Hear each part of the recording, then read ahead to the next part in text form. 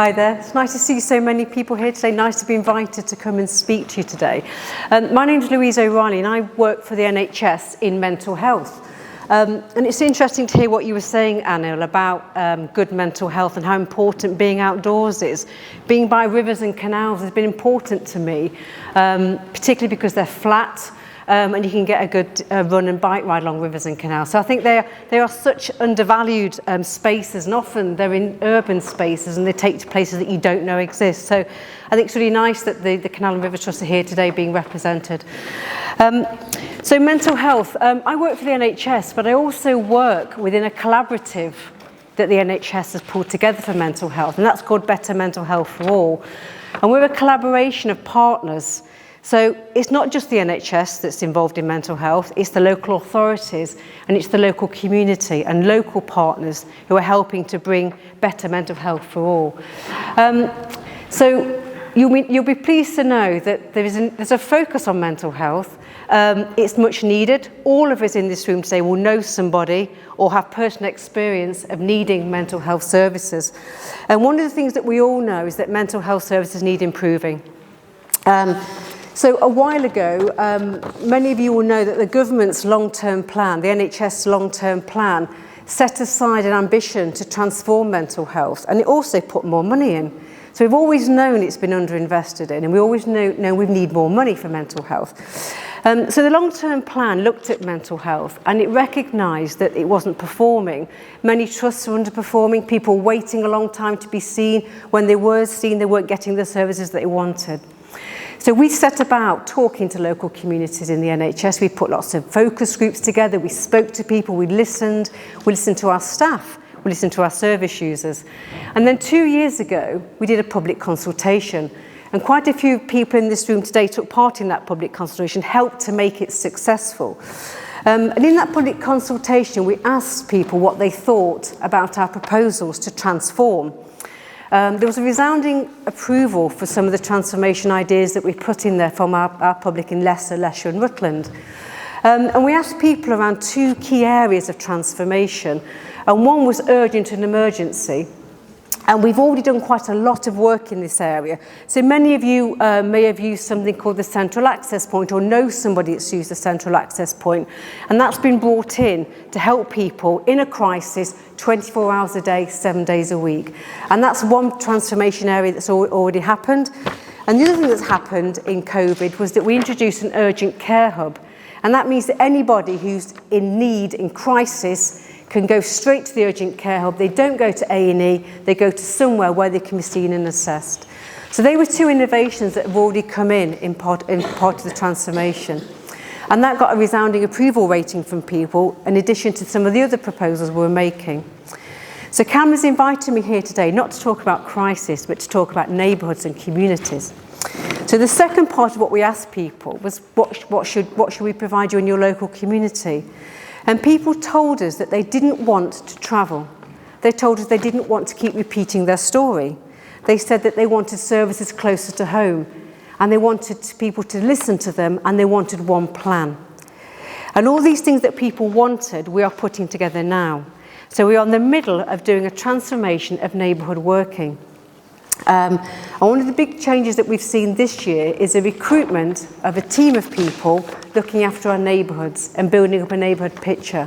I've got a colleague here today who's come to meet and to network, who covers this area of Leicester. We'll have about a team of 12 people covering Leicester, and Rutland. And those people are people on the ground who are going to work with local communities, building up and doing some mapping of what's available locally. And that mapping will be key to bring all those partners together in our local area who can have an effect on people's mental health. So if you think about your own journey or getting support in mental health, you might go and see your GP, or you might go to a local voluntary group that you're working with, or you might actually ring up the crisis line. All those services seem to be quite disparate, don't they? They don't seem to be talking to each other. So the big piece of work we're doing at the moment is bringing all those services together in our local neighbourhoods. And those local neighbourhoods will talk to the GP. The GP will talk to the local community mental health team, and the community mental health team will talk to our local voluntary sector. And that sounds quite an ideal situation, doesn't it? And it sounds quite commonsensical that that should happen. It currently doesn't happen because we all seem to work in our different areas. So you know that the primary care networks and the GPs in primary care tend to work in one area, and then the community teams tend to work in another area.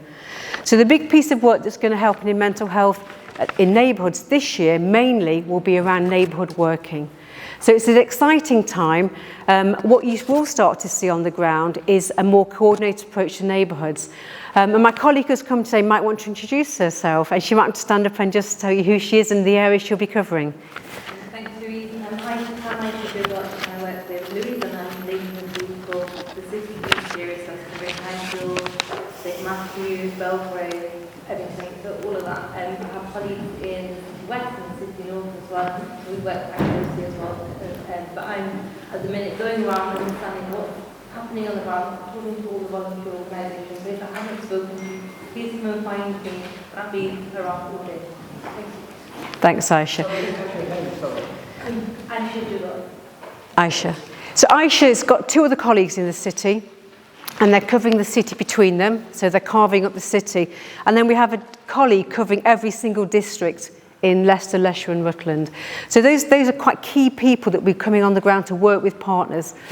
The other big change that we will be doing, which you might not see, is the reconfiguration of our community teams. So how our community services work in each of our local areas.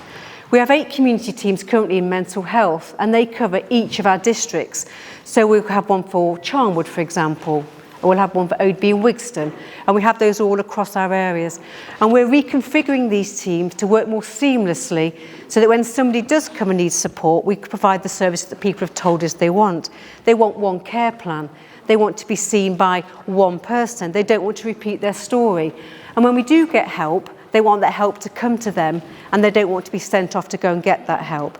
If they need occupational therapy, that comes to them. If they need counselling, that all comes to them. So that person is not passed around, they're kept within their local community, and that support is in their local community. And one thing I want to draw upon is the role of the voluntary sector. So one of the key pieces of work that I've been working on, and Kamala's actually been involved with the work that we're doing, is harnessing the support and the influence of the voluntary sector. So we worked with the voluntary sector in the consultation in 2021, and we had about 40 partners signed up to work with us on that consultation. And some of the partners are here today who did a fantastic piece of work going out into their local communities and asking the people what they wanted, what could we change, what did they want to see change. We took all that information back from these voluntary sector partners into our consultation. And then many of these voluntary sector partners wanted to keep working with us. They thought mental health was important to their constituents, and they wanted to stay involved. So we formed a network of voluntary sector partners, and we started with the 40. We now have 80 voluntary sector partners working specifically on mental health, and they're in the city and they're across the county and all the districts. And they're drawn from people that took part in the consultation. They're drawn from people that are running our crisis cafes, and they're drawn from people who've received grants from us to do mental health projects. And they're also from partners that are delivering the mental health wellbeing recovery service. So that's a big mix of voluntary sector partners. We have a lot in the city, and we have a lot spread throughout the county. And that network meets regularly, and they work with us at the NHS, and they work with us within the districts and city and county councils to help us form our policies. So we listen to our voluntary sector, and we meet them, and we ask them how they can get involved and what we should be doing. We meet them virtually, and we also meet face to face. So that's the role of the voluntary sector, and we have voluntary sector now working on in our governance structure. So they go to our governance groups and they listen to what's happening at that governance level, and then they report back into our voluntary sector network. So the role of the voluntary sector in helping people live good lives is critical.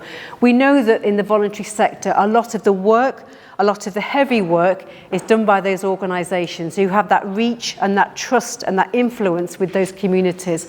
And we're trying to make sure that we're working more closely with the voluntary sectors. So Aisha and colleagues will be bringing together teams of people in our local neighbourhoods that can help people to stay well. So if somebody comes in to see us and they need some support, we might bring in voluntary sector partners who can deliver that specialist support that they need. It probably won't be the NHS that can deliver that support. It will probably be somebody in their local community or a local community group that they trust and they know and that they can talk to. So they're the big changes that we're working on this year in mental health transformation. And they're the changes you might not see behind the scenes, but you'll start to see those as we go out into the networks. And one of the big changes that we're doing, and I think you can have a talk on this later, is around mapping and people being able to understand what people do and how they can network and how they can signpost to each other. And we'll be launching that project in a couple of months with our voluntary sector partners, and hopefully people here will see that project come to life. But it's about making sure we can all network and navigate better across all our different systems and all our opportunities. The other thing I said I would talk about is the Mental Health Alliance. So I've talked about the network that looks after mental health, but the alliance is a bigger alliance of the voluntary sector, and that's all the voluntary sector working in health, in physical health and mental health and other aspects within the NHS and how they can work better with us. So within the alliance, we have over 100 voluntary sector partners now influencing how the NHS is working, advising, signing up to patient participation groups, and really having that involvement in all of the health projects that we're running. If anybody here is from a voluntary sector organisation and wants to get involved in the alliance, in the general alliance, or specifically in the mental health work that we're doing, then please speak to me today and I can give you more details on that. So that's pretty much what we're doing in terms of transformation at the moment. One thing that you might have seen recently is the expansion of our crisis cafes. So just to note that you will start to see an expansion of that this year. We've currently launched 15 crisis cafes across Leicester, and Rutland, and we're now going out to the marketplace for another 10 of those, and that's live on the Voluntary Action Leicestershire website.